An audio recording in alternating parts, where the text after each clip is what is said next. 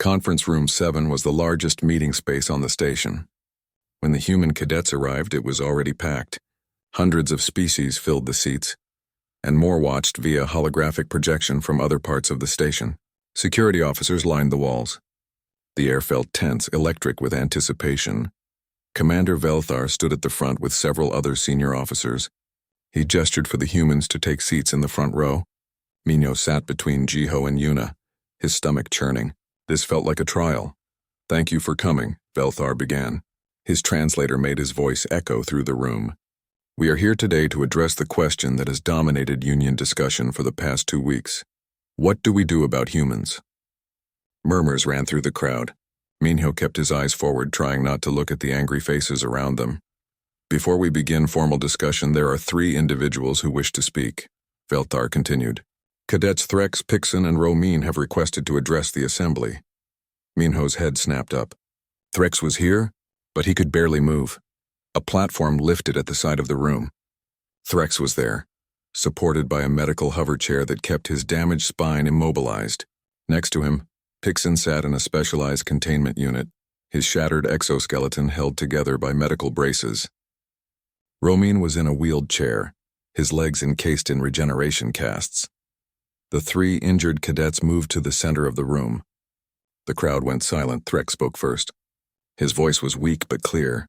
"I am Cadet Threx of the Kryn Imperium. 3 weeks ago I suffered serious injuries that may end my military career. I am here to tell you that Cadet Minho of Earth is not responsible for my injuries." Shocked voices filled the room. Velthar called for silence. "I injured myself through pride and ignorance," Threx continued. "I saw a human perform a feat of strength that I did not understand. Rather than ask questions or request information, I assumed I could match that strength.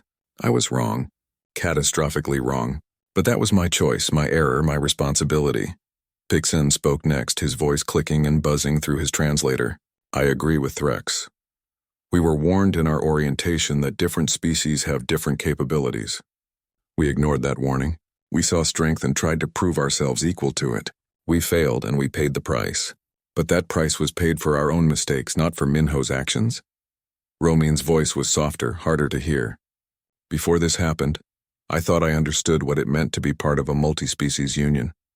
I thought I was open-minded and accepting. But when I saw a human do something I couldn't do, my first response wasn't curiosity or respect. It was ego.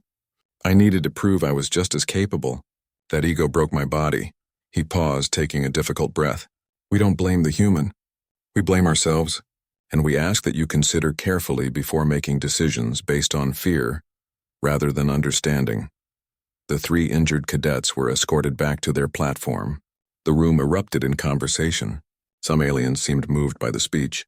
Others looked skeptical or angry. A tall, thin alien stood up. Her species was called the Vren, Minho remembered. They were known for being cautious and logical. "I respect what these cadets have said," the Vren representative stated, "but their personal feelings don't change the facts. Humans are demonstrably dangerous. They possess physical capabilities far beyond galactic norms. They evolved as predators on a death world. These are not opinions. These are facts." "No one is disputing the facts," Velthar said. "The question is what we do with those facts."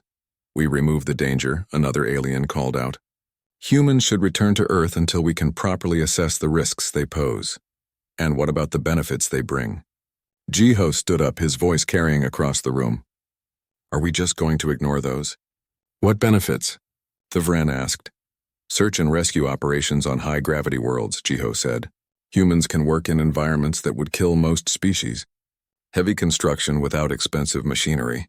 Medical abilities to survive trauma that would be fatal to others. Humans aren't just dangerous, we're useful." "Being useful doesn't make you safe," someone shouted. "Nothing is safe," Yuna stood up next to Jiho. "Every species brings risks. The Kryn are physically powerful. The Vren are capable of information warfare through their neural networks. The Kix can alter atmospheric compositions. Every species could be dangerous if they chose to be. But we don't judge species by their potential for harm. We judge them by their actions. Human actions injured 3 cadets," the Vren shot back. "One human's accident injured 3 cadets," Yuna corrected. "An accident born from mutual ignorance. In 6 months at this academy, no human has deliberately harmed anyone. We've followed every rule, respected every protocol, and tried to be good members of this community. One accident doesn't erase 6 months of peaceful cooperation. Minho stood up slowly. The room turned to look at him. He felt the weight of hundreds of eyes, the fear and suspicion that had followed him for weeks. "I'm the human who caused the accident," he said. "I'm the one who picked up the weight cube without thinking. I'm the one who made 3 good people suffer. And I'm asking you to think carefully about what happened that day." He took a breath, gathering his thoughts. "I didn't hurt anyone because I'm cruel or violent. I hurt people because I was ignorant. I didn't know that cube was supposed to be heavy. I didn't know other species couldn't lift it. I didn't know I was different in a way that mattered. And you know what? The Academy didn't know either. We were all ignorant together." He looked around the room. "You can kick humans out. You can send us back to Earth and lock the door behind us. That will solve the immediate problem. But it won't solve the ignorance. Because the galaxy is big and there are more species out there you haven't met yet. What happens when you encounter another species that doesn't fit your expectations? Do you kick them out too? How many times can you choose isolation before you're not a union anymore?" The Vren stood silent for a moment, then sat down. She didn't look convinced, but she didn't argue either.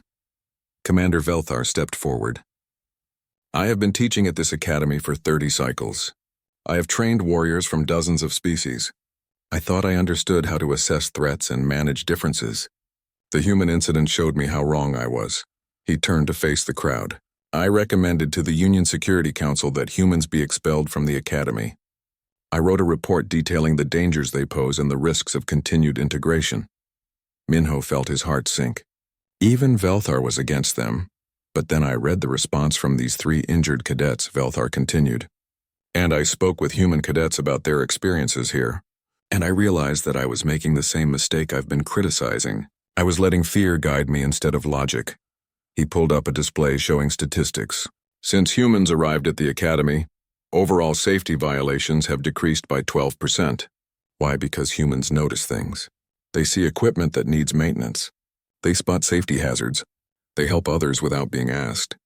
They are, by every metric we use, model cadets, except for the one incident, which was an accident born from ignorance." "So what are you proposing?" the Vren asked.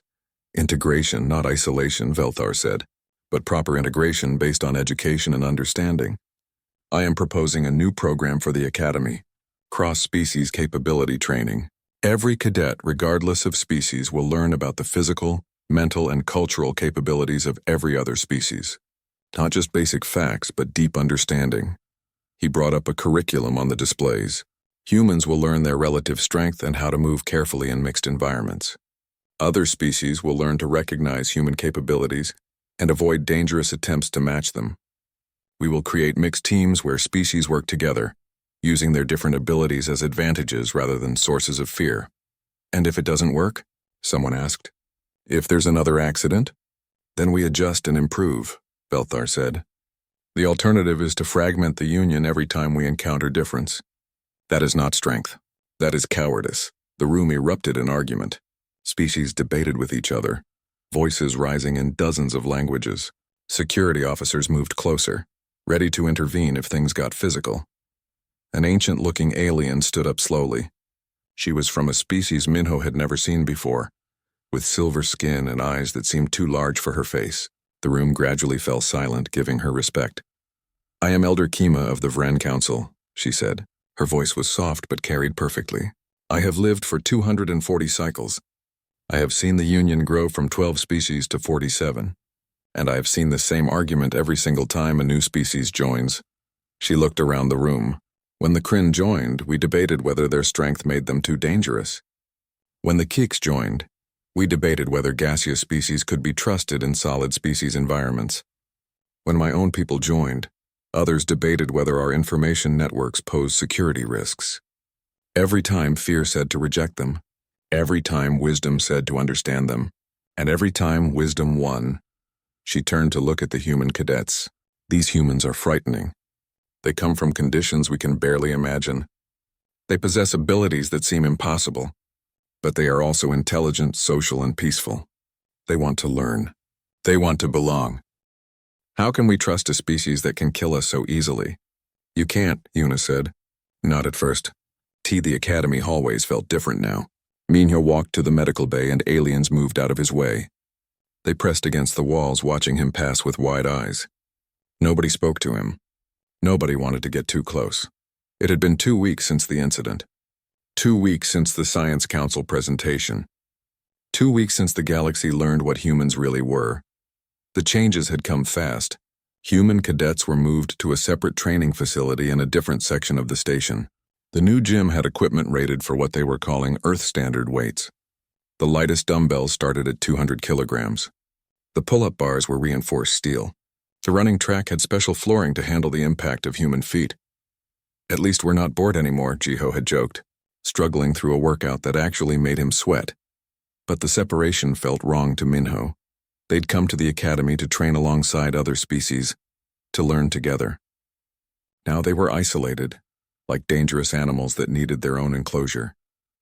He reached the medical bay and pressed the door chime. It took a long time for anyone to answer. Finally, a small nurse with orange skin cracked the door open. "I'm here to visit the injured cadets," Minho said. "They don't want to see you," the nurse said quickly. "Please, I need to apologize. I need to see how they're doing." The nurse looked uncertain. "Wait here." She disappeared inside. Minho stood in the hallway, feeling the stares of passing aliens. A group of cadets crossed to the other side of the corridor rather than walk past him. The nurse returned. "Threx will see you. 5 minutes only." Minho followed her inside. The medical bay was quiet. Most of the beds were empty. She led him to a private room at the end of the hall. Threx was lying on a specialized bed designed for his crystalline body. Support structures held his spine in alignment. Medical scanners displayed his internal structure in 3 dimensions. The damage was visible even to Minho's untrained eye. Cracks ran through 3 of Threx's vertebrae segments. "Hello, Minho," Threx said. His voice came out rough through the translator. "Hi." Minho didn't know what to say. Sorry seemed too small for what had happened. "How are you feeling?" "Like I tried to lift something that my body was never designed to lift," Threx said. There was no anger in his voice, just tired acceptance. "The doctors say I might walk again. With prosthetics and years of therapy, might." Minho felt sick. "I'm so sorry." I know you didn't," Threx interrupted. "I've had a lot of time to think lying here. I've watched the footage from that day. You lifted the cube to help a cleaning drone. You weren't showing off. You weren't trying to prove anything. You just saw something that needed to be moved and you moved it. But you got hurt because of me. No. I got hurt because of my own pride and ignorance." Threx's crystalline face caught the light. "I saw you lift that cube so easily, and I thought, if a human can do it, surely a Kryn can. We're supposed to be the strongest species in the Union. I couldn't let a human make me look weak." "That's not—" "It is exactly what happened," Threx said firmly. Pixon thought the same thing. So did Romine. "We all saw you lift that cube and felt challenged. We wanted to prove we were just as strong. We were fools. And now we're broken fools." Minho sat down in the chair by the bed. "Everyone's scared of us now. Scared of humans. They look at me like I'm a monster. Can you blame them?" Threx asked. "You are monsters. By our standards, at least. You come from a world that should be impossible. You lift weights that should require machinery. You survive impacts that would kill us. From our perspective, you are terrifying. We're not trying to be scary." "I know. That almost makes it worse." Threx made a grinding sound that might have been a laugh. "The doctor showed me more videos from Earth. Human children playing games that look like combat training. Human elderly doing activities that would challenge our young warriors. You're not even trying to be strong. It's just what you are." The door opened. Yuna came in carrying her medical tablet. "Visiting hours are over soon," she said. Then she saw who Minho was visiting. "Oh, Threx, how are you today?" "The same as yesterday," Threx said. Broken and thinking. Yuna checked the displays around his bed, making notes. "Your bone regeneration is progressing, slowly but progressing. The prosthetics are being custom designed. You should be able to start basic mobility therapy in another month." "A month," Threx repeated. "And how long until I can return to training?" Yuna hesitated. "Threx, you need to understand that you may never return to full combat training. Your spine—" "I understand," Threx said quietly. "My career is over. 3 years at the academy, top of my class in physical training. All gone because I was too proud to accept that humans are stronger than Kryn." Minho stood up. "I should go. I'm sorry for bothering you." "Wait," Threx said. Sit down, both of you. They sat. Threx looked at them with eyes that seemed to glow from within his crystalline structure. I don't blame you, Minho, he said. Neither does Pixin or Romin. We talk about it sometimes from our beds. We all agree. You didn't do anything wrong. You were just being yourself. It's not your fault that yourself is impossibly strong by galactic standards. Then why does everyone hate us now? Minho asked. Because fear is easier than understanding, Threx said. The Union has existed for thousands of years. In all that time, every species that joined fit into expected parameters. Some were smarter. Some were better at technology. Some could survive in different environments. But they all made sense. Then humans showed up. He paused, his body making small grinding sounds as the medical equipment adjusted. Humans don't make sense, he continued. You're not supposed to be possible. Your world is too harsh. Your bodies are too strong. You evolved in conditions that should have killed your species before it developed intelligence. And yet here you are, friendly, curious, eager to learn. It breaks everything the Union thought it understood about how species develop. So what do we do? Yuna asked. I don't know, Threx admitted. But I know what you shouldn't do. Don't hide. Don't apologize for being what you are. Don't let them make you feel like monsters just because you're different. That's easy to say, Minho said. But I hurt you. I hurt Pixin and Romin. How do I live with that? By making sure it never happens again, Threx said simply. Teach others what you learned. Make the galaxy understand humans so that no one else makes the mistake we made. Turn this tragedy into education. They talked for a while longer before Yuna said they really did need to leave. Minho stood up, feeling slightly better than when he'd arrived. Thank you, he said to Threx, for not hating me. I could never hate you for being what you are, Threx said. But Minho, be careful. Not everyone in the Union is as understanding as me. There are species calling for humans to be expelled. There are politicians saying humans are too dangerous to keep around. The incident gave them ammunition. After leaving the medical bay, Minho and Yuna walked together through the station. They passed a public display screen showing the news. The main story was about humans. Again, Union Security Council debates human integration, the headline read. Below it, images of protests on different worlds. Signs in various alien languages all saying the same thing. Humans go home. It's getting worse, Yuna said quietly. I know. They walked past a group of cadets. The aliens stopped talking and watched them pass. One of them, a small blue-furred species, actually ran away. I miss when they just thought we were getting easy treatment, Minho said. At least then they talked to us. Back in the human quarters, Jiho was sitting with the other human cadets, about 20 of them total, all separated from the rest of the academy population. They looked up when Minho entered. How was your visit? Jiho asked. Complicated, Minho said. Threx doesn't blame me, but his life is still ruined. It's not just Threx, one of the other humans said. Her name was Sora. I heard Pixin is being sent home. His species is withdrawing him from the academy. They're saying it's too dangerous with humans here. Great, someone else muttered. More evidence that we're the problem. We're not the problem, Jiho said firmly. Ignorance is the problem. Fear is the problem. We're just the excuse. Tell that to the people calling for us to be kicked out of the Union, Sora said. She pulled up her tablet, showing article after article about human danger, human violence, human threat.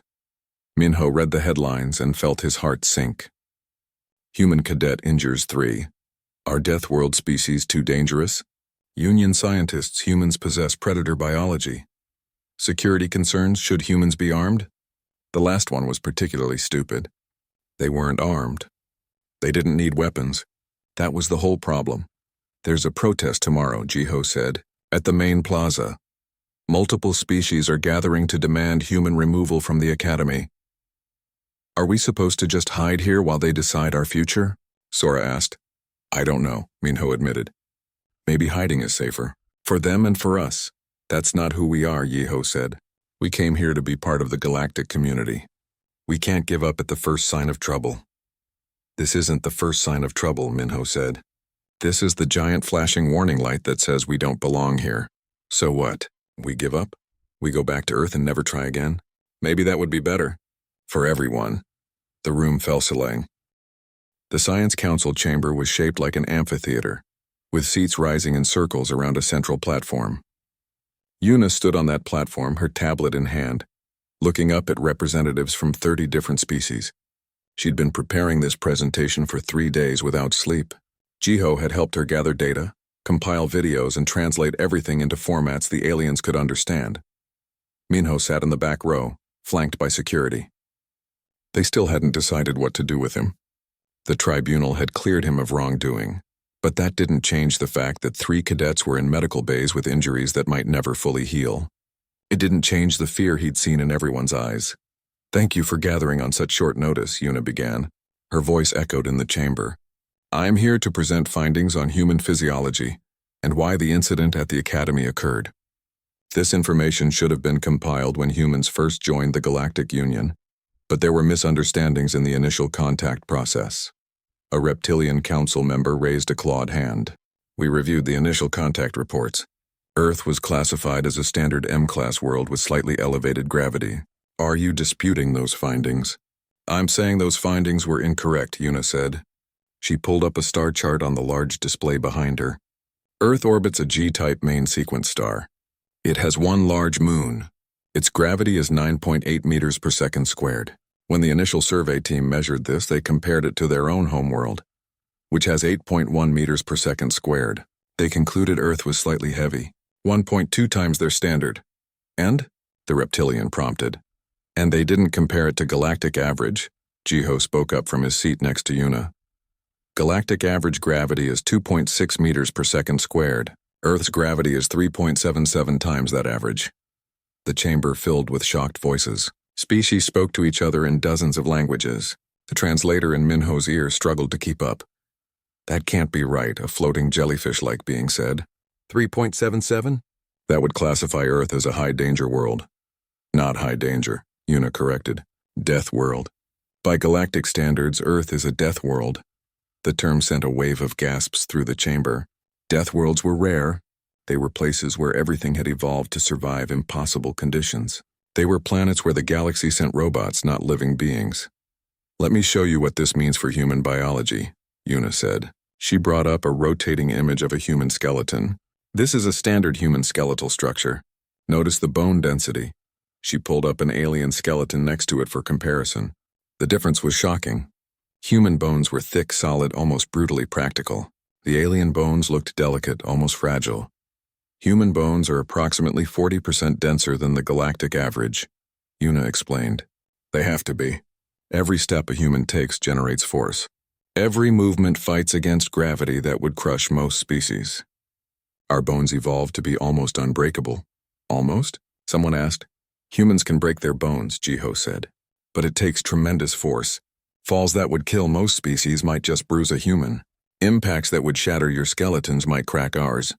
We're built to take punishment." Yuna brought up the next image. A human muscular system. Our muscles are equally dense. They're designed for both explosive power and endurance. A human can sprint at high speeds, but we can also run for hours. We can lift heavy objects and carry them long distances. This is because our ancestors were pursuit predators. "Predators?" The word echoed through the chamber.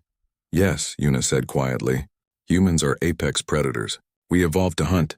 She showed them images of early humans. Stone tools, spears, humans tracking animals across vast distances, humans working together to bring down prey much larger than themselves. "Our eyes face forward." Yuna pointed to her own eyes. "Binocular vision, for judging distances, for tracking prey. Our teeth can tear meat," she smiled, showing her teeth. Several council members flinched. "Our bodies can regulate temperature through sweating, which allows us to run prey to exhaustion. We are designed to chase, to hunt, to kill." "You're describing monsters," the reptilian council member said. "I'm describing survivors," Yuna corrected. Earth didn't just have heavy gravity. It had predators, large carnivores that could kill humans easily. Our ancestors had to be smart, strong, and resilient just to stay alive. And we weren't even the strongest predators on our world. Jiho pulled up new images. A lion, a bear, a crocodile, a great white shark. Each one was large, powerful, and clearly deadly. "These are some of Earth's natural predators," he explained. "This one, the bear, can weigh up to 800 kilograms and can kill a human with one strike. This one, the lion, hunts in packs and can run at 80 kilometers per hour. This one, the shark, has rows of serrated teeth and has been mostly unchanged for millions of years. Because its design is already perfect for killing, the council members stared at the images in horror. And humans survived alongside these creatures? The jellyfish being asked. We didn't just survive, Una said. We thrived. We became the dominant species. Not because we were the strongest or the fastest, but because we were smart, adaptable, and we worked together. She pulled up the next set of data. Let me show you what this means in practical terms. This is footage from Earth, what humans consider normal. The first video showed a construction site. Human workers carried steel beams, operated heavy machinery, and climbed tall structures without safety equipment. To the aliens, it looked like a disaster in progress. These are human workers doing what they consider light construction, Una narrated. The beams they're carrying weigh approximately 200 kilograms each. That's more than a training cube, someone gasped. Yes. And these are ordinary humans. Not soldiers. Not athletes. Just workers. The next video showed human children playing. They ran, jumped, crashed into each other, fell down, and got back up laughing. This is what human children do for fun, Una said. Notice the impact forces when they collide. By galactic standards, they should be seriously injured. To humans, it's just play. Video after video showed normal human activities that looked like death-defying stunts to the aliens. An elderly human carrying heavy shopping bags. Teenagers skateboarding and falling repeatedly. A woman running a marathon. A man climbing a mountain. This one is particularly important, Una said, showing footage of a human boxing match. Two humans punched each other repeatedly in a roped ring. The impacts were visible. Blood flew. The crowd cheered. This is a human sport, she explained. They do this for entertainment. Notice that neither fighter is seriously injured. They're trained to take these impacts. A punch that would kill most of you is just part of the sport to us. The chamber was silent now. Every council member watched the videos with expressions ranging from shock to outright terror. I need you to understand something important, Una said. She stopped the videos and faced the council directly. Humans don't think of themselves as strong or dangerous. To us, this is all normal. Minho didn't know the weight cube was supposed to be heavy because to him it wasn't. Human children lift heavier things when doing chores. Human teenagers lift heavier things when exercising. We've been living on a death world for so long that we've forgotten how harsh it is. How did we miss this? The reptilian council member asked. How did we allow a species of apex predators from a death world into the Union without understanding what they were? Because we didn't ask the right questions, Velthar said. He stood up from his seat. We tested human technology. We examined their culture. We verified they weren't hostile. But we never actually examined their biology in context. We assumed that because they looked similar to other bipedal species, they would be similar in capability. That was a catastrophic error, someone said. Yes, Velthar agreed. And 3 cadets are paying the price for our ignorance. Minho stood up. Security moved to stop him, but Velthar waved them off. Permission to speak, Minho said. Granted, the reptilian council member said. Minho walked down to the platform. He stood next to Una, feeling every eye in the chamber on him. I know I'm different now, he said. I know I'm scary to you, but I'm the same person I was a week ago. I joined the academy because I wanted to be part of something bigger than Earth. I wanted to learn from other species and maybe teach them something too. I never wanted to hurt anyone. But you did hurt them, the jellyfish being said. Not unkindly, but as a statement of fact, I know. And I'll carry that guilt for the rest of my life. But it happened because of ignorance. Mine and yours. I didn't know my own strength. You didn't know how different humans were. And 3 good people suffered because of it. He took a breath. You can kick humans out of the academy. You can ban us from the Union. You can classify us as dangerous and keep us quarantined on Earth. Maybe that would be safer. But it won't fix the ignorance. It will just hide it. What are you suggesting? The reptilian asked. Education, Minho said simply. Teach aliens about human capabilities. Teach humans about alien fragility. Create programs where we learn about each other. Not just surface facts, but deep understanding. Make it so this kind of accident can never happen again. That would require trust, someone said. The medical bay smelled like chemicals and something else Minho couldn't identify. He sat in a small room with white walls and 2 bright lights. 2 security officers stood by the door. They hadn't told him he was under arrest, but they hadn't let him leave either. Through the window, he could see doctors working on the injured cadets. Threx was on a table that looked too small for his crystalline body. Machines beeped and hummed. Medical staff rushed back and forth, speaking in urgent voices that his translator couldn't keep up with. Jiho sat next to him, quiet. They'd separated the other humans and taken them for questioning. Minho didn't know where they were now. I don't understand what happened, Minho said for the 10th time. I just moved the cube. It wasn't even that heavy. I know, Jiho said. His voice was flat, tired. But they don't understand that. The door opened. Yuna came in, her face pale. She was still wearing her medical coat, but there was something dark on the sleeve.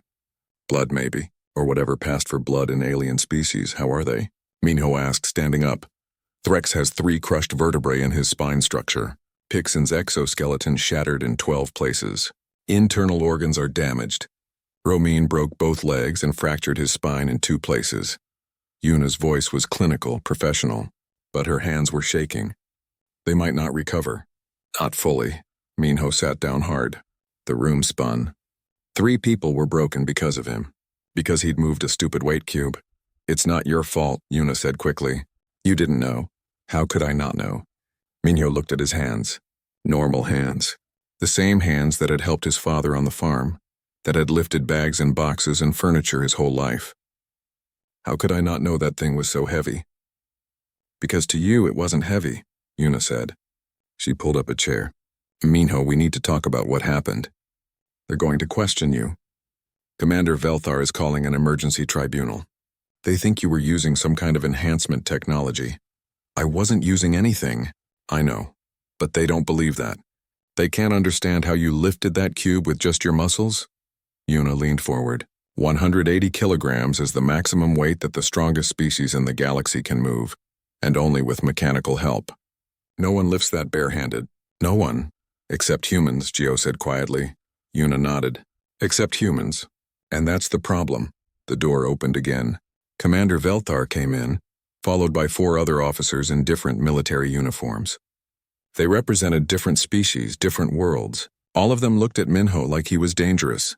Cadet Minho, Velthar said, you are summoned to an emergency tribunal to answer questions about today's incident.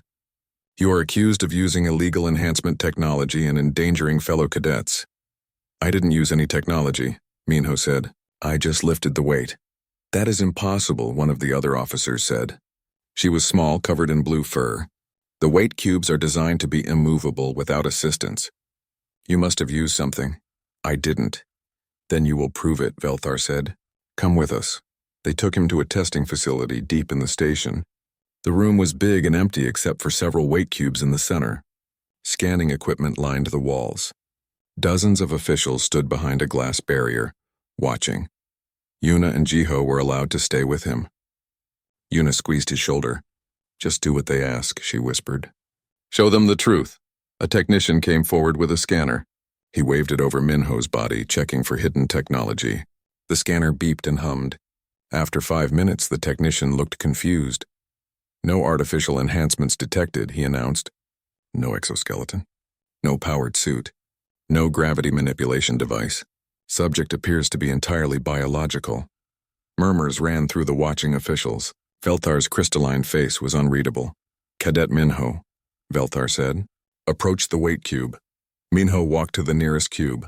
It looked exactly like the one he'd moved in the gymnasium. Standard size, standard weight. 180 kilograms of compressed alloy. Lift it, Velthar ordered. Minho bent down. He positioned his hands the way his father had taught him, keeping his back straight. He lifted with his legs. The cube rose smoothly off the ground. He held it at chest height. The room erupted. Officials shouted in their various languages. Alarms went off on the scanning equipment. Someone fainted. Through the glass, Minho could see species he'd never even met before, all staring at him in shock. Set it down. Veltar's voice was strange. Almost scared, Minho put the cube down gently. How? One official demanded. How is this possible? I don't know, Minho said. It's just not that heavy. I've lifted heavier things my whole life. Heavier? The blue-furred officer looked like she might faint too. What could possibly be heavier than a standard training cube? Bags of concrete, steel beams, my dad's old truck engine. Lots of things. The room went silent again. Yuna stepped forward. If I may, she said. I think I can explain, but you're not going to like it. Velthar gestured for her to continue. We've been operating under a misunderstanding since humans joined the Academy, Yuna said. You classified Earth as a heavy gravity world. 1.2 times galactic standard, but that measurement was wrong. She pulled up a display on her tablet. Numbers and charts appeared on the wall screens. Earth's gravity is 3.7 times galactic standard, Yuna said. Not 1.2. 3.7. The officials started talking all at once. Velthar held up a hand for silence. That's impossible, he said. No species evolves on a world that heavy.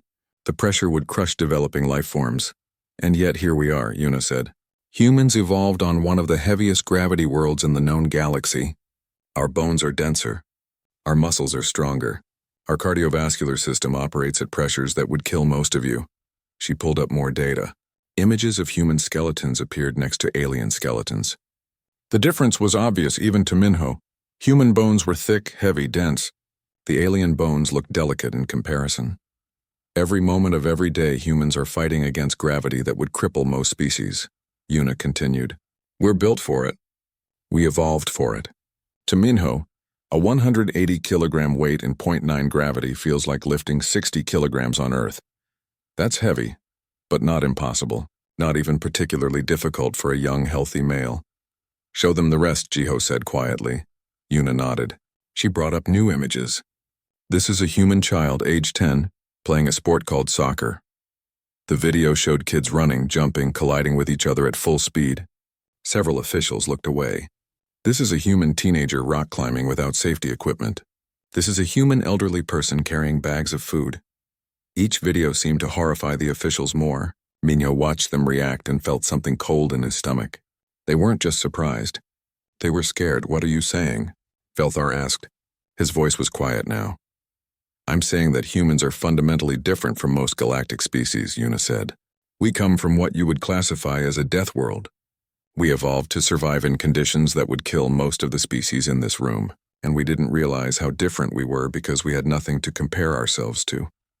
Death world, the blue-furred officer repeated. You're saying humans are from a death world? Yes. And you admitted them into the Academy without proper screening? We screened for weapons, aggression, and hostility, Velthar said. He sounded defensive. We tested their ships, their technology. Everything seemed normal. Advanced but normal. Did you test their biology? Yuna asked. Did you understand what it means to evolve on a 3.7 gravity world? No one answered. Velthar turned to look at Minho. The human cadet stood there looking tired and guilty and completely normal. Except he wasn't normal. Not by galactic standards. He was something else entirely. Can other humans do this? Velthar asked. Lift the weight cubes? Yes, Yuna said. Most adult humans could lift 1 cube. Some could lift 2. A few could lift more. More, Velthar repeated. He looked at the cube on the floor, then back at Minho. Show us. Commander, Yuna started. Show us, Velthar insisted. Minho looked at Yuna. She nodded. He walked to 2 cubes and positioned himself between them. He bent down, gripped 1 cube in each hand and stood up. 360 kilograms total. It was heavy. He could feel the strain in his legs and core, but he could do it. Behind the glass, an official collapsed. Others backed away from the window.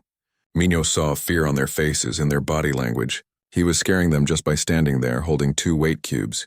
He set the cubes down carefully and stepped back. I'm sorry, he said to the room. I didn't know. I didn't mean to hurt anyone. I just wanted to help the cleaning drone. The room stayed silent.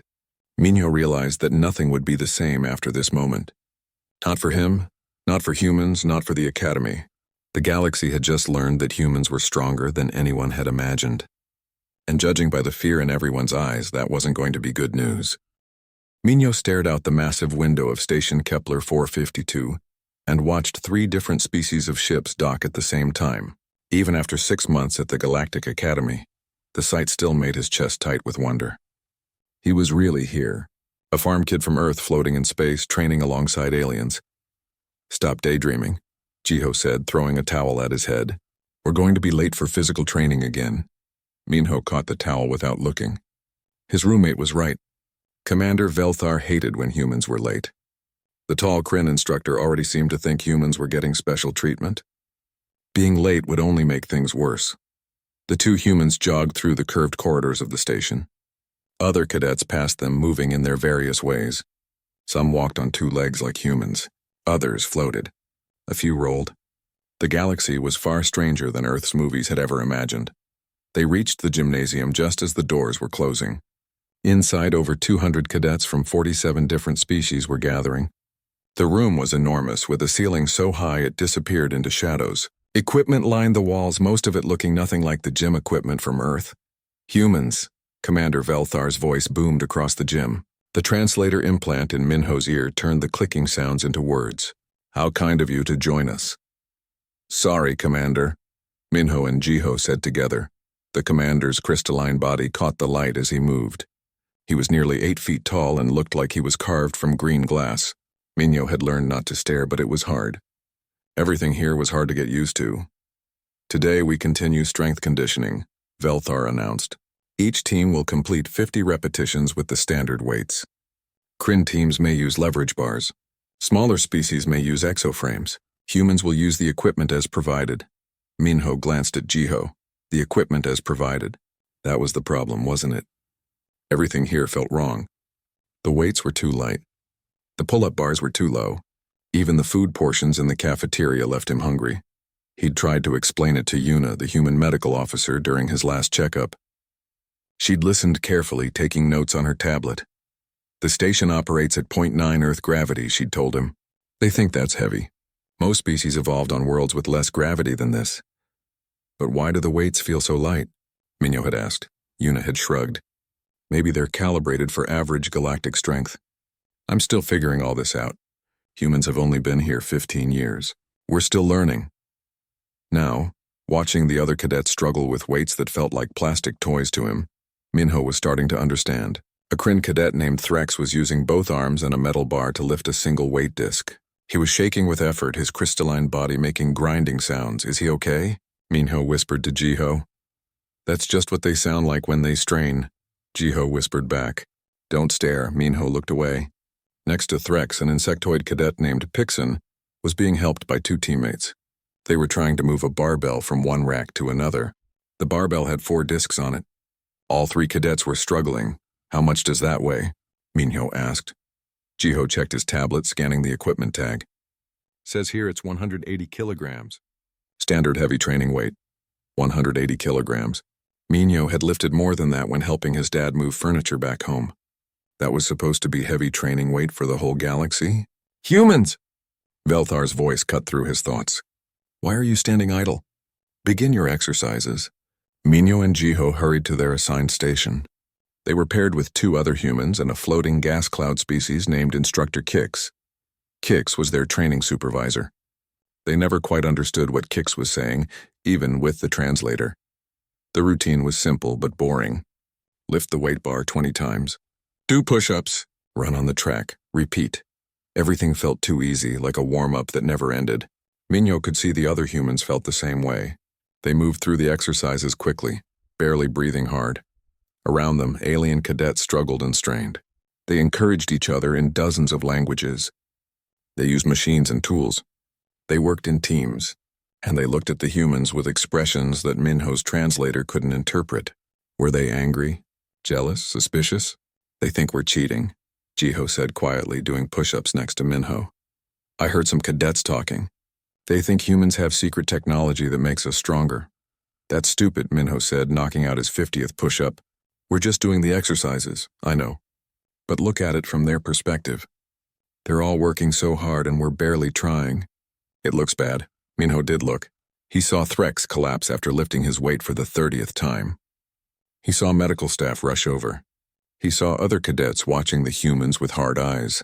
This wasn't what he'd imagined when he joined the academy.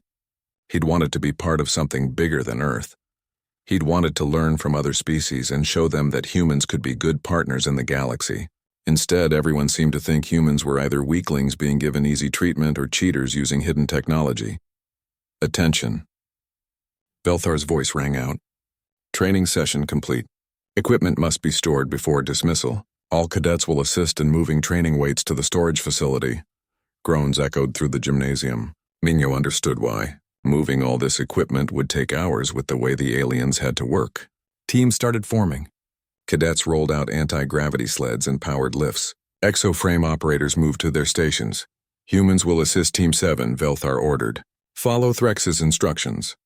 Minho and Jiho joined a group of 6 other species. Threx was there, still recovering from his workout. He was breathing hard, his body making those grinding sounds again. We moved the weight cubes to storage room 3, Threx explained. His translator made his voice sound tired. Each cube weighs 180 kilograms. We use the anti-grav sleds. 2 cadets per sled, 4 sleds total. Understood. Everyone nodded. Minho watched as the alien cadets carefully positioned their equipment around the first cube. It was slow, precise work. The anti-grav sled had to be perfectly aligned or the cube wouldn't lift properly. It took nearly 10 minutes to move one cube. Minho glanced around the gym. There were at least 40 more cubes scattered around. At this rate, they'd be here all night. He noticed the cleaning drones were waiting by the walls, unable to start their work with all the equipment in the way. One drone kept bumping into a cube, backing up, trying again. Poor thing's confused, Jiho muttered. Minho felt bad for the drone. It was just trying to do its job. The cube was right in the middle of its path. If someone just moved it a little to the side, the drone could get through and start cleaning. Without thinking, Minho walked over to the cube. He bent down, wrapped his hands around it, and lifted. The cube rose smoothly. It wasn't that heavy, really, about the same as a large bag of concrete mix. He carried it 5 steps to the side and set it down gently, away from the drone's path. The gymnasium went completely silent. Minho straightened up and turned around. Every eye in the room was on him. Every single cadet, every instructor, every floating gas cloud was staring. Threx's mouth was open. Jiho had both hands over his face. What? Minho asked. It was in the way of the cleaning drone. For a long moment, nobody moved. Then 3 cadets moved at once. Threx, Pixin, and an amphibian cadet named Romine all walked toward different weight cubes. They looked at each other, then at Minho, then at the cubes. No, wait, Jiho started to say, but it was too late. All 3 aliens bent down and tried to lift the cubes the way Minho had. There was a series of horrible cracking sounds. Threx screamed. Pixin's exoskeleton shattered. Roman collapsed. The gymnasium exploded into chaos. Alarms wailed. Medical teams rushed in. Minho stood frozen, staring at the 3 broken bodies on the floor, unable to understand what had just happened.